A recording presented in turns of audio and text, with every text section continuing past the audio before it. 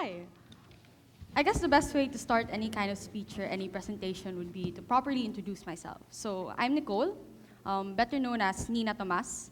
I'm a second-year BA Political Science major in UP Diliman. Besides this, I also enjoy talking a lot, as mentioned. I join a lot of debate competitions, spoken word competitions. I even find joy in writing essays sometimes. So I'm someone who really likes communication and dedicates a lot of my time to it. And I'm here to tell you what I discovered in that process. Something kind of interesting that might help a lot of you students who are maybe cramming their papers or have a presentation or debate that they have to go to soon. It's that storytelling is the same as essay writing. Always you have to have a beginning, a middle, and an end. And it seems fairly simple. You'll master it eventually. And you'll understand that the best way to submit anything would be just to simply say what people want to hear. For a while, you'll be fine with that.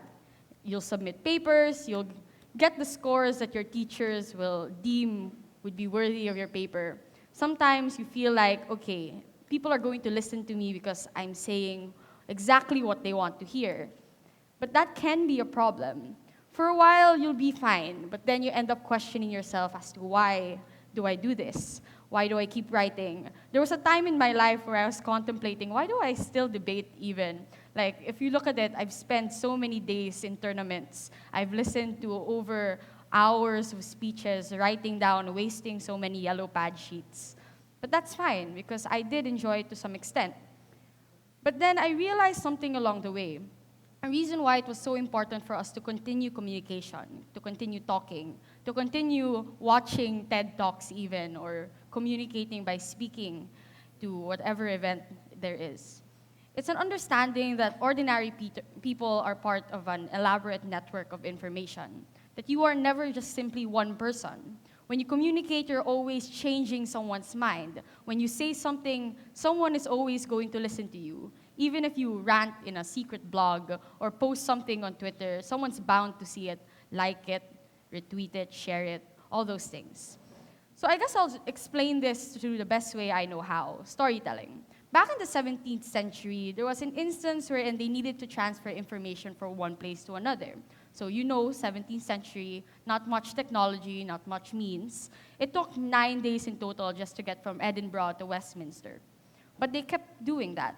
Every time there was a new policy, every time someone had to send a letter, they would send someone out through 9 days of traveling through horse or through walking because they deemed it to be very important. Eventually, we kind of developed. We understood what's so important with news that we made newspapers. At the time, it was still kind of slow. It took 1 to 2 days to produce. Even now, you can see it. It takes one whole day for a newspaper to come out. It isn't that instant. But we keep changing, we keep evolving. Even now, you might be on your seats tweeting what I'm saying or posting photos or giving your opinions. Because now we can make online posts that just get posted in a second or 1 to 2 minutes just to compose a news or an instance that's happening maybe a few miles away. You can see through this that demand never changed, even if our means of doing so, even if our means of communicating things have.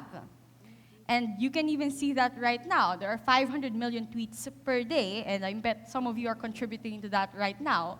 Or how there are 205 billion emails on average. Or how there are 55 million posts and photos every single day on Instagram.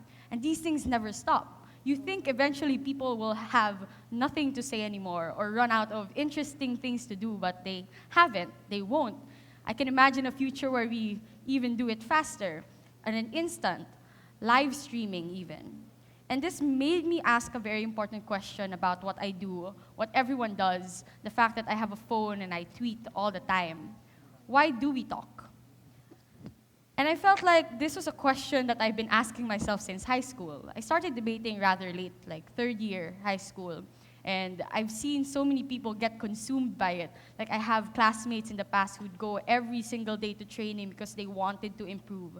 They wanted to know how to reach 7 minutes when they spoke. They wanted to give out their ideas and maybe win some tournaments and medals. I guess the first answer and the first reason why I feel like talking is important and it's a valuable thing to do would be because it's a means for you to take a particular perspective. even just for a few seconds. It starts like this. When you talk, you have to understand you never have a voice.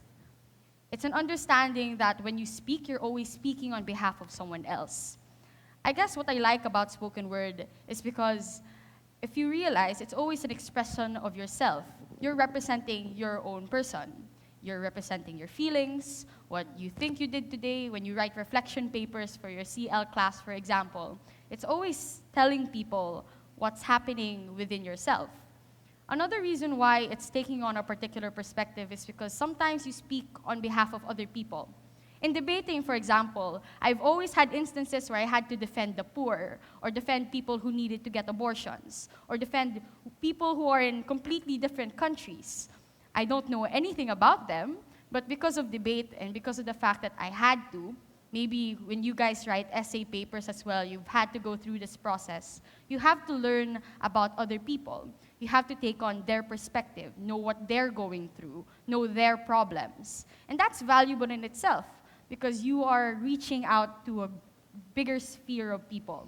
When you write your papers, it's always having a voice. Understanding that every day is a different communication. Every day is a different conversation. There is never a day where you say nothing because you're bound to talk to someone, you're bound to post something, you're bound to even write something down, a personal diary, all those things. You're never quiet, and you shouldn't be.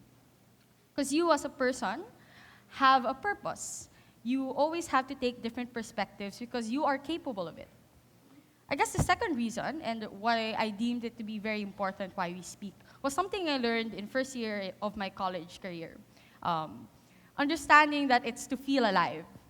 I know a lot of you make posts on Facebook, post photos on Instagram, filters, all those things, because we seek a bit of affirmation, seek a bit of knowing that you're relevant, or understanding that people see you in the same way you do, right? When you post on Facebook, you don't maybe subconsciously you do it, but you always check how many likes you have. Or when you post on Instagram, it's always kind of relevant for you, how many hearts have I received in the past hour? And that's fine, because it's a means for you to feel important. People kind of demonize the concept by calling you a like whore, or calling you someone who, they're not doing anything important online because they're just posting about themselves. But it's also important that you feel important. If other people like your photo and you're happy about it, that's fine. Or when you post an opinion online and people react to it with the new React feature of Facebook, that's completely acceptable. Because that's one of the reasons why we talk. We are creatures who pride themselves in our ability to interact with one another. Understanding that your worth maybe is not connected purely to favorites or purely to hearts and likes, but maybe if you feel to some extent you've become a little more important, or you feel like there's relevance in what you're saying, then that's completely fine. The last and most important thing, I guess, and this is something I learned a lot in my debating career, is that it's a means of forming a collective identity. For example, right now I am someone speaking completely different from all of you. You don't know my background, you don't know about my life, you don't know when my birthday is or anything like that. But when I speak to you, to some extent I'm becoming like you. You don't need to know everything about me, because when you see me on stage, you can connect to me. You can understand what I'm talking about. Maybe you can relate to the fact that I like tweeting a lot or posting things on Facebook. It's also understanding that I'm like you too. I also enjoy watching people talk. I also enjoy attending TED Talks and all those things. You're not different from everyone, and I'm not different from you guys. This is also important to understand. Just because talking is a good thing, and I've given you lots of reasons why we shouldn't stop, there are always limits to some extent, right? Understanding that talking is not always equivalent to good communication, or that talking is not automatically good at the end of the day. It's always a question of where do we draw the line. I feel like this is exactly what we need to understand, exactly what we need to change, exactly what we need to rethink. What's the difference between what's real and what's virtual? We have a tendency to interact a lot with our devices, right? You're glued to your screen. Some of you are glued to the PowerPoint presentation, all those things. And sometimes that's fine. But understanding sometimes that there are extents to it. Like you can't do it all the time. When someone's talking to you in an important business meeting, you can't just be on your phone. Or if someone's like spilling their heart to you and crying and bawling their eyes out, you can't just be tweeting about it because that's kind of rude. Understanding what to say and what not to say, especially when it's an online sphere, especially because communication is so easy. If you post something, if you delete in 5 seconds, chances are someone has already seen it anyway, or someone has already screen capped it, or showed it to their friends, making you a laughingstock, or all those things. I guess the first thing you have to understand is how powerful words are. There are many instances in our history wherein a single speech can start a war. World War II was started with a few conversations, all those things. And the problem with this is that there's a tendency for us to drown out reason. When we get so hyped up in our emotions, when you post online, when you listen to someone spill their guts out, sometimes you get carried away. We don't fact check. We don't realize, is this still right? Is this still correct?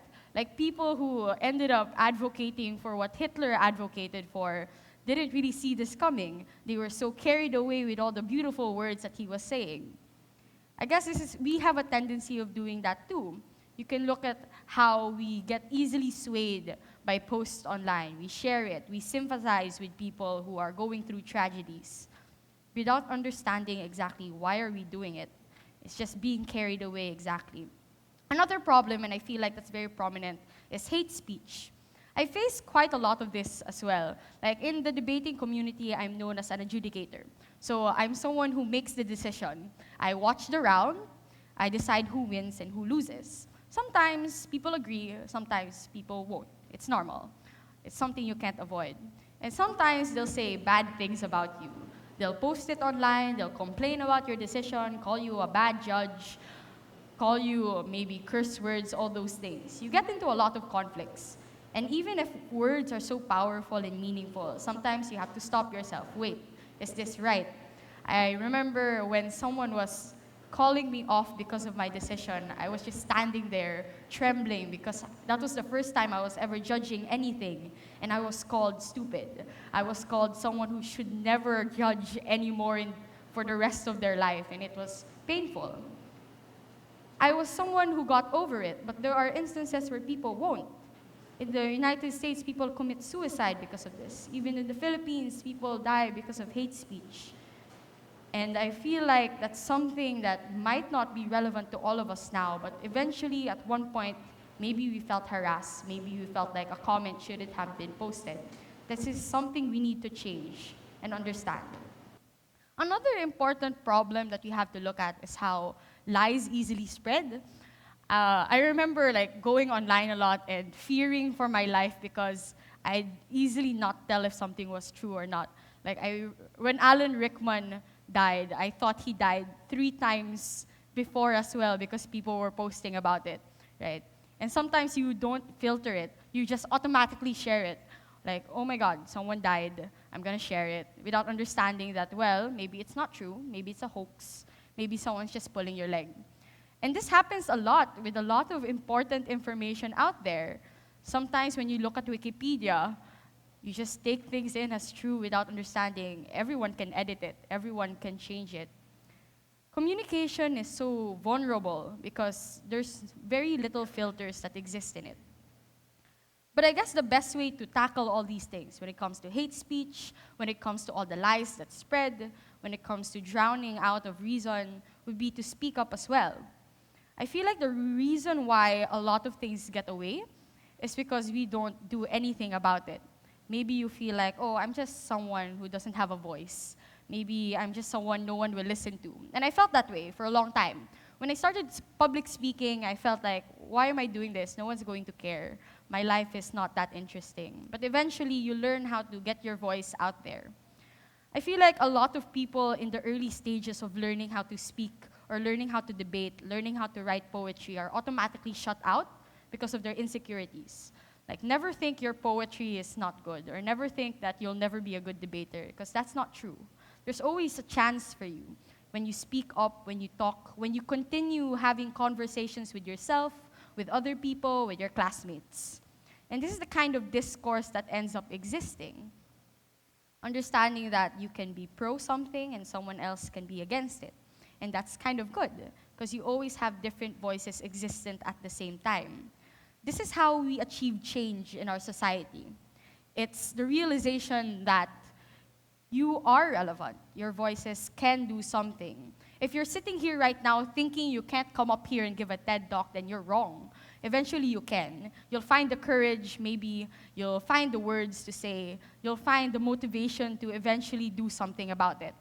So given all these problems, given the fact that you might be new to it, may not be that familiar with speaking, but understanding that it's important.